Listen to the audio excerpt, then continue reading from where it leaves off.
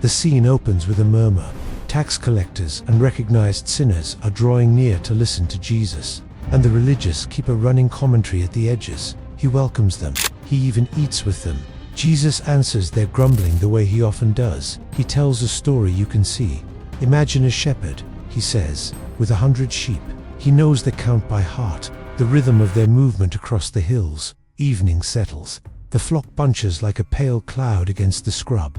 He counts because that's what love does. 1, 2, 10, 97, 98, 99, then his mouth stops. He counts again, slower this time, listening with his fingertips as much as his eyes. The number won't change. One is missing. There's a hush in the story here, where you can feel the choice. 99, safe. One not.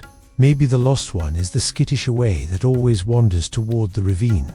Maybe it's a young ram, full of bravado in daylight and panic at dusk. Either way, the shepherd's face tilts toward the dark. He leaves the 99 in the open country, where shepherds often graze together, where safety is not an accident, and he steps out alone into the somewhere that swallowed the one. Now the soundtrack is rocks under sandals, brush against cloak, the night air pulling at his breath. He knows this terrain, the places where a hoof can slip, the gullies that catch the unwary, the thorn that hooks wool and won't let go. He doesn't call once and give up. He calls like someone who has memorized a voice. Hey, hey. The name he uses is not a number. He knows it.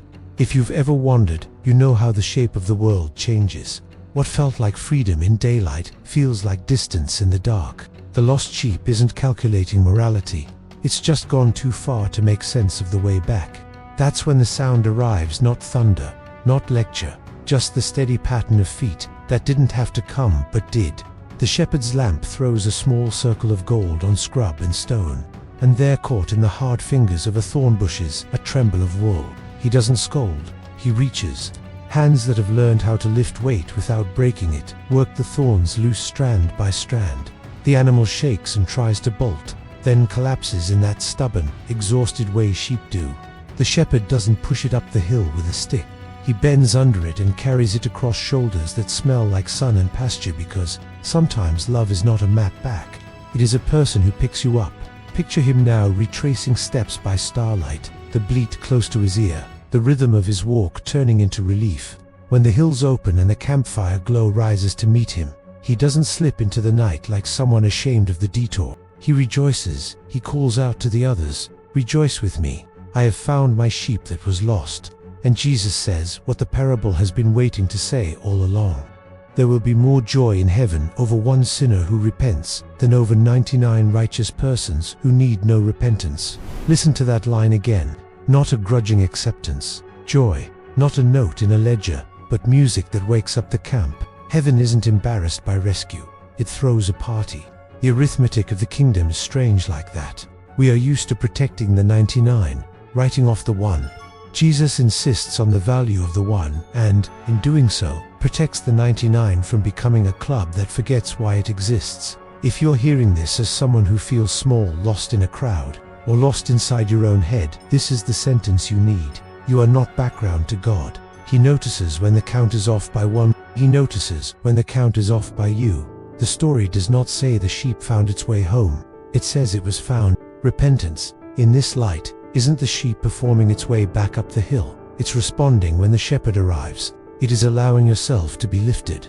And if you're standing with the 99, steady and accounted for, the story gives you a job too. It invites you into the shepherd's search eyes that scan the edges, feet willing to walk where it's inconvenient, arms that can bear weight without complaint. Churches lose their way when they act like pens designed to keep the found together. They find their way again when they act like outposts for a shepherd who goes looking.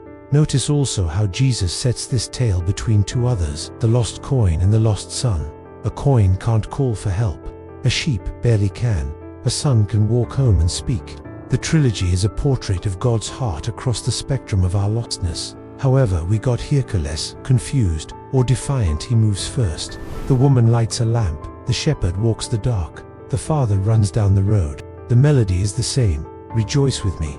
Maybe you know exactly where the thorns are tonight. Maybe you've learned to live with the snag low-grade shame, a habit you don't know how to confess, a loneliness that grew teeth. Hear the footsteps.